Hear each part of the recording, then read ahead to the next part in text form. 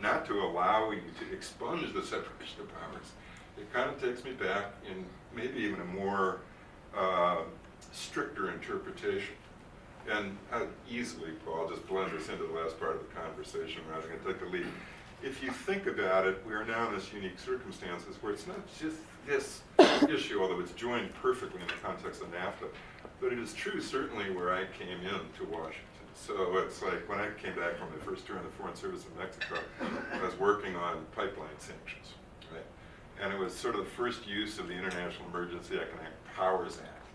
And mostly what I was doing, particularly when I was working closely with George Shultz, was unwind the sanctions rather than their implementation.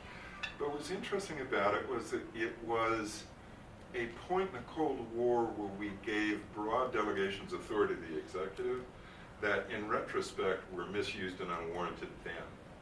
And remember, IEPA even was supposed to be a qualification of the authority that was originally provided on under the Trading with the Enemy Act all the way back in World War I. Right? So, but the exigencies of the Cold War led us to do things in delegations and assume that the discretion that would be exercised in the executive branch was better than the discretion that would be exercised in Congress. And we're now in the reverse situation. And so my argument, not only with respect to NAFTA, but also more broadly with respect to the Cold War era statutes, is that you have to find a way for Congress to reassert itself. And the way to reassert itself is actually to start tightening up on all the delegations of authority. That comes most poignantly in the context of Section 232. Having worked on the 232 investigation on steel in 2001, when I look at the how should I put it as objectively as I can, the Secretary of Commerce's report on 232, you literally have to ignore all the enumerated conditions Congress imposed on the exercise of 232 and relies solely on the savings clause to look at other sorts of issues in the economy to get to the result they postured. And the counterpoint is what you had some years earlier in 2001, which was a report by the Commerce Department rejecting action on steel that went all the way through all the legislative materials, as well as significantly Supreme Court litigation that said, oh, by the way, whatever national security means, it does not mean it is coextensive with the national interest, right? So now we have a decision that says, in effect, it's in the national interest to do something about steel, but can't be justified on the specifics of Section 232. Best example is, I'm going to take a shot, Ken, about being a little unhinged, but the one thing in my experience in 40 years about the Defense Department, the one thing I know they can do really well is PowerPoint. And this one probably would have taken 2 slides. The first slide would have been a slide that showed a P-17 Super Fortress, those planes that went over the hump in Burma that was a part of World War II. The entire framework is steel, the skin is all aluminum. The next slide would simply be a picture of a B-2 with a Predator drone. And the reason is there's no steel in either, right? There's some aluminum in the B-2, but the rest of it is made out of composites. That is really all you need to know about the amount of steel we now consume in our national defense. So it's hard when you look at that to suggest that you've invoked this broad authority for national security reasons, when the central point is what you have to have in your industrial base to supply your defense needs, as well as the savings clause, which is designed to allow you to look at some broader things. But it doesn't mean that you can ignore the express purpose of the statute in saying, well, what that suggests is not that, Severstall will succeed in front of the CIT with a complaint it's filed largely on this basis. What it means is it is absolutely Congress's responsibility at this point to behave in a way that Congressman Gingrich shifted us away from, which is to think about the body as an institution relative to the executive rather than a purely partisan basis. And I think that's the rub. That's where we are now. The question is, Congress, will it assume that authority? My argument is it absolutely should. It fundamentally should, because it's the only way to preserve the constitutional design that we started about talking about with Brian's good introduction. Brian, do you want to chime in? Each of you guys. Yeah, so I am a Senate institutionalist. I completely agree with this, with just this one caveat, right? and it picks up on what you said earlier, our constitutional design demands this cooperation, this accommodation, this sitting in the same bed with the executive branch and the legislative branch. And I also agree entirely with what you said on Colombia, where at the time, President Bush really wanted to give President Uribe a win on Colombia, and basically directed his USTR to submit the agreement over the objections of the Speaker of the House, which was never a good idea. It violated the whole construct. I don't blame USTR because they really were directed to do so by the President of the United States. It is desirable for the legislative branch to delegate this authority to the President, including in IEP and other circumstances. I do think, though, especially when you look back at the history, which is why I made such a point of it, where Congress was the sole entity acting in its authority on international trade, the pendulum seems to have swung so far, where Congress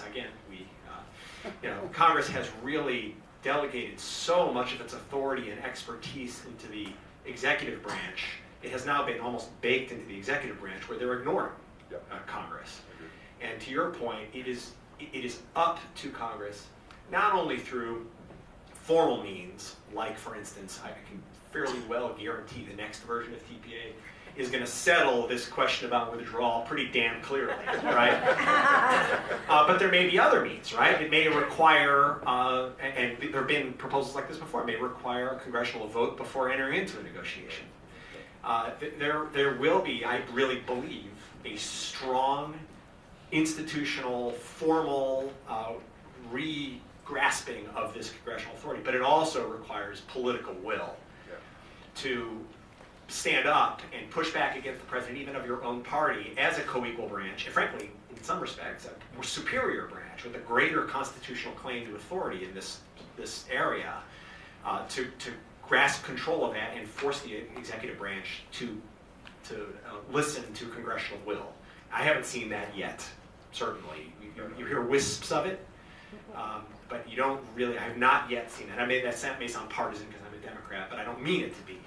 I really am a Senate institutionalist, and I want the Congress to grab the reins of its authority here. And maybe a comment on that too. I think what you guys are describing too, by necessity, will have to be bipartisan. There's no way to re-engage or rebalance absent that. So it has to be an institutional argument, rather than a party argument. I know you want to chime in. I just love to chime in on so this was the exact approach that I would say the Ways and Means Democrats have been articulating for at least since 1998. It was for Congress to be a co-equal branch of government in trade policy, and we were absolutely ridiculed the entire time for it.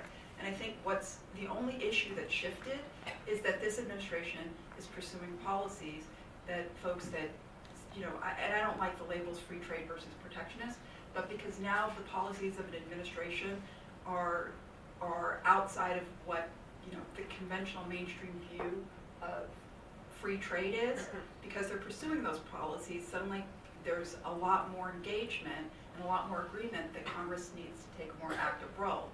I would say, there was a long-held view that role should have been held, regardless of what the administration's view. And it's not about it's not even about the content of the trade policy. It's, as Grant said, it's sticking up for our constitutional mandate, and it's about being a co-equal branch of government. And it's unfortunate that it took maybe this for everybody to kind of wake up to that need. And then on the vote for, I just have to bring it up because we were just ridiculed for our fast track proposal in 2002 because it was 200 pages and that was 100 pages too long, which it probably was. And it's because we broke out our FTA versus WTO negotiating objectives. But if you look at that, in fact, there was a congressional vote prior to going in. It was a vote of something called, it was taking the 74 Act trade advisors, and they had to vote before the administration could initiate a negotiation. And there was a vote even before that same group had to vote at the end of a negotiation to determine whether the agreement actually substantially met the negotiating objectives. And if they didn't vote that it did substantially meet the negotiating objectives, fast track protection didn't apply. So, I'm hopeful again, I think bells and whistles will take you so far, but I am hopeful that we'll take a look at some of those bells and whistles. I think you will. I do think, though, you can take it too far, right? I mean, you don't want Congress voting, every negotiating round. Are we going to proceed here? So there is this sort of balance. And I get that. There's of course there's a balance. And nobody wants to take a vote every month on trade. I work for the Democrats. Yeah. We had 30 that wanted to vote for trade and got killed every time they voted for trade. But so I get that point. But you know what? I also think if we'd been having this more robust discussion of trade over the last 15 years, and we had addressed some of the festering issues, maybe we wouldn't have gotten to the demagoguery that we find ourselves today. I think part of the problem is that we don't want to have the hard conversations and really debate the issues. Well, a few quick points here. I think there's been a lot of interesting, information that we've discussed here, but I think we need to also keep in mind the long view.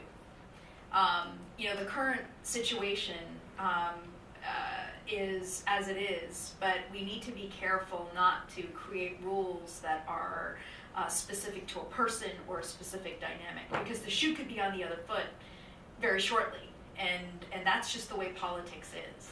And I guess the reason that this entire framework was set up, and Brian, going back to your historical view, was that I think there was a recognition that, or at least at the time, that a president would be more free trade than Congress would be, just because of less susceptible to the pressures.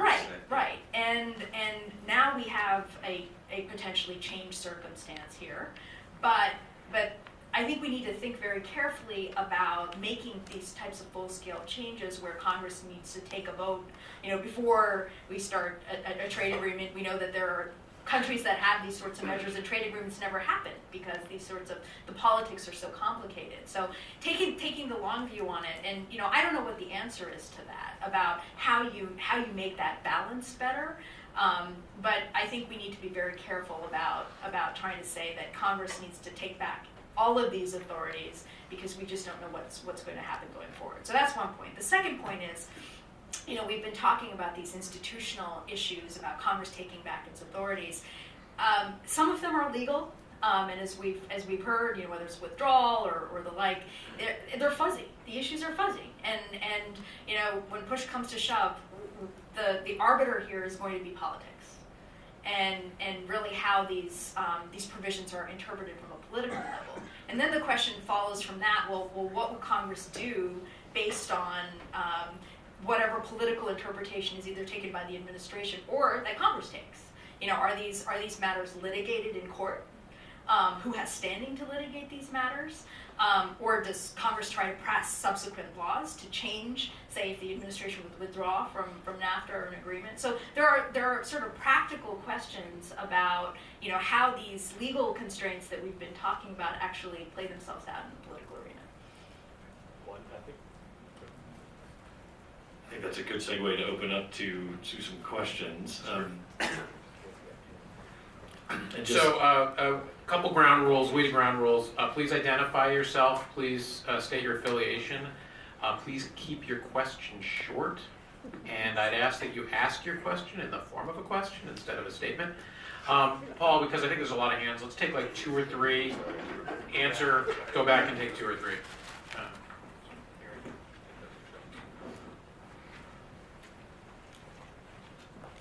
I'm Ed Gerwin with the Progressive Policy Institute. First of all, thank you, all of you. It was a very enlightening presentation.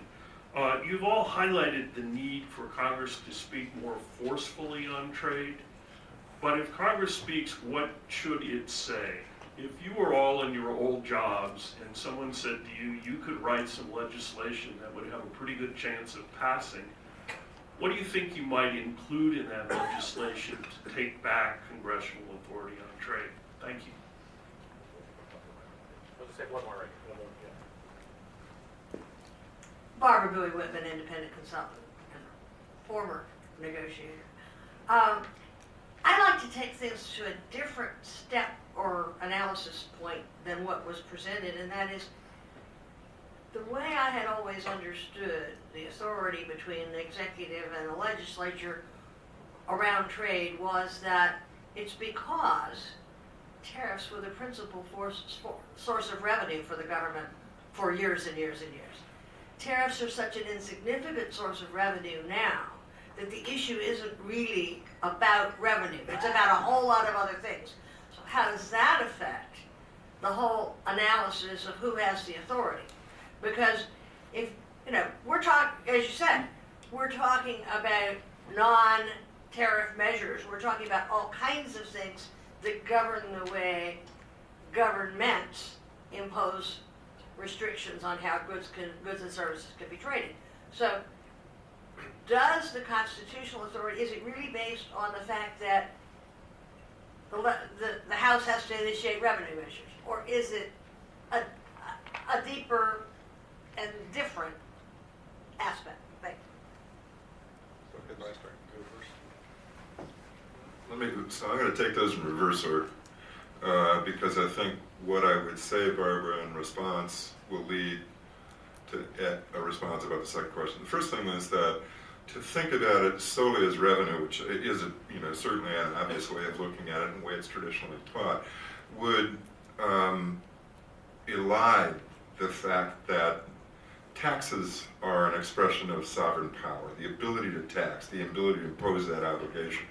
So rather than thinking of it just as tariffs, which of course are inconsequential as a source of revenue from the point of the United States, it's more important to think about it as where did the framers of the Constitution put the power to tax. And the thing that should be ringing in the back of your mind here is the Supreme Court cases that the power to tax is the power to destroy.